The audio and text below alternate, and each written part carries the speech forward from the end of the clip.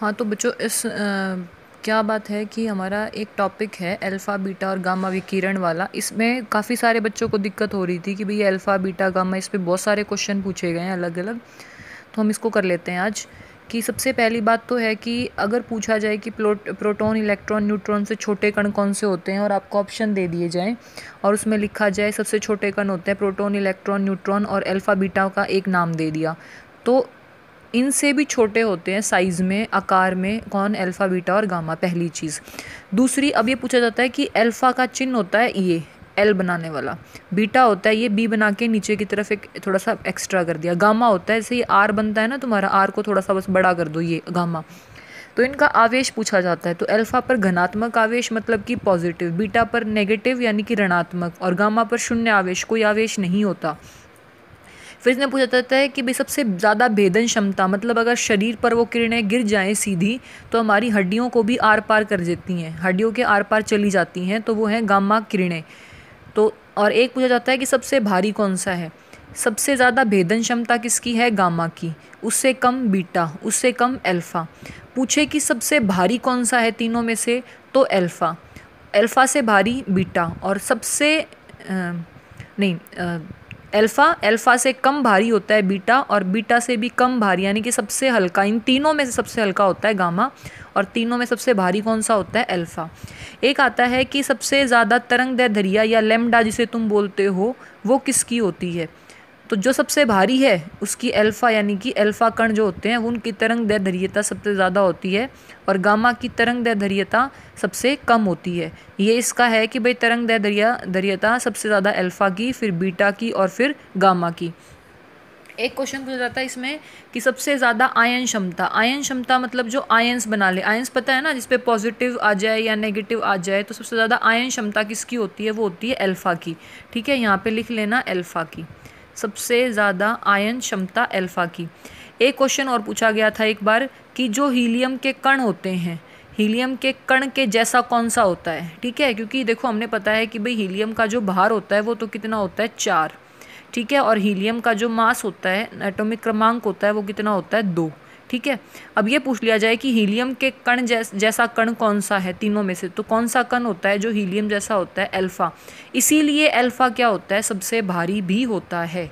ठीक है, और जो हड्डियों के आर पार निकल जाने वाला? गामा। ठीक है, सबसे ज़्यादा तरंगदैर्ध्यता अल्फ़ा की, सबसे कम गामा की, सबसे ज़्यादा आयन क्षमता अल्फ़ा की, हीलियम के कण के जैसा अल्फ़ा।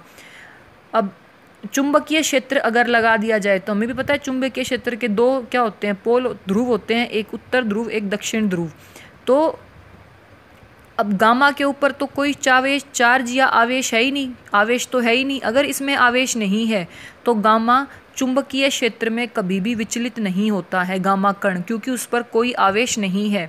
चुंबकीय क्षेत्र में विचलित वही होता है जिसके ऊपर आवेश होगा।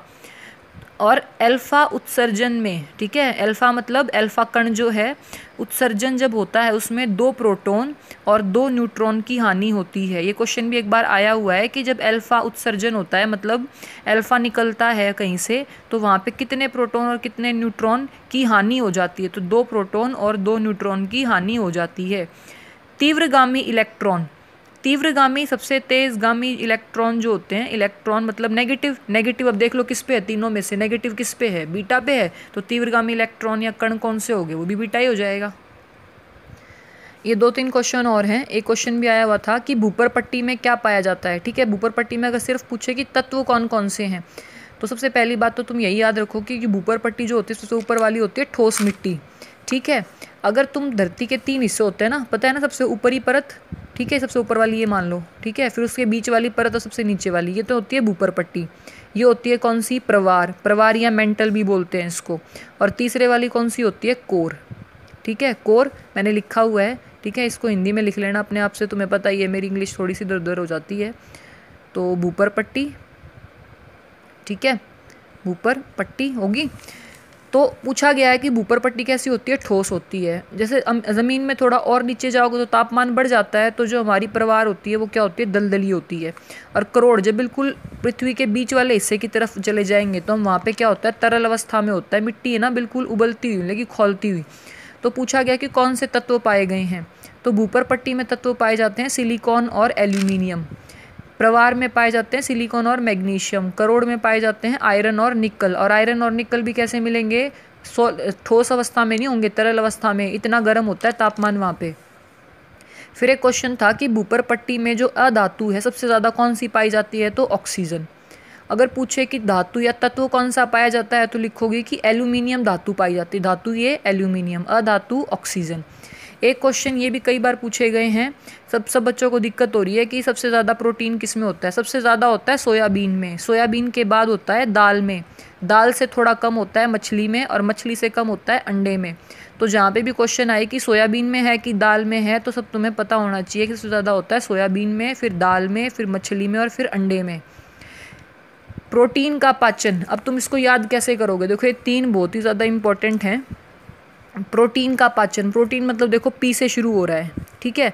कार्बोहाइड्रेट मतलब सी से शुरू हो रहा है। वसा मतलब वसा को बोलते हैं फैट, तो एफ से शुरू होगा, ठीक है। ऐसे याद रख लेना इसको।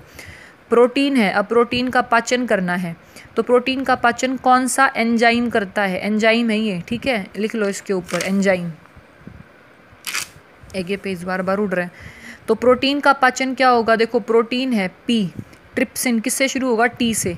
तो याद रखना ABCD में पी और टी पास पास में होते हैं, तो प्रोटीन का पाचन ट्रिप्सिन एंजाइम करेगा।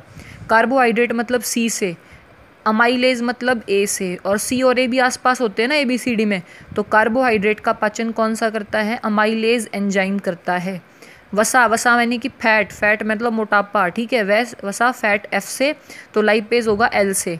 देखो अब इसमें से एफ के बाद कौन सा आता है? सीधा अक्षर एल ही आता है, तो लाइपेज। कैसे याद करोगे? प्रोटीन पी से तो ट्रिप्सिन, कार्बोहाइड्रेट सी से तो अमाइलेज, वसा, वसा में कौन होता है? लाइपेज एंजाइम होता है।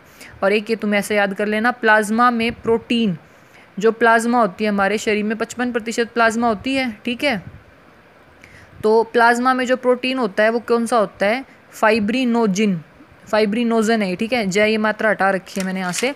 तो फाइब्रोनोजन, क्या बोलते हैं इसको? फाइब्रोनोजन। ये सारे इंपॉर्टेंट से क्वेश्चन हैं, सबको याद कर लेना, कॉपी में लिख लेना।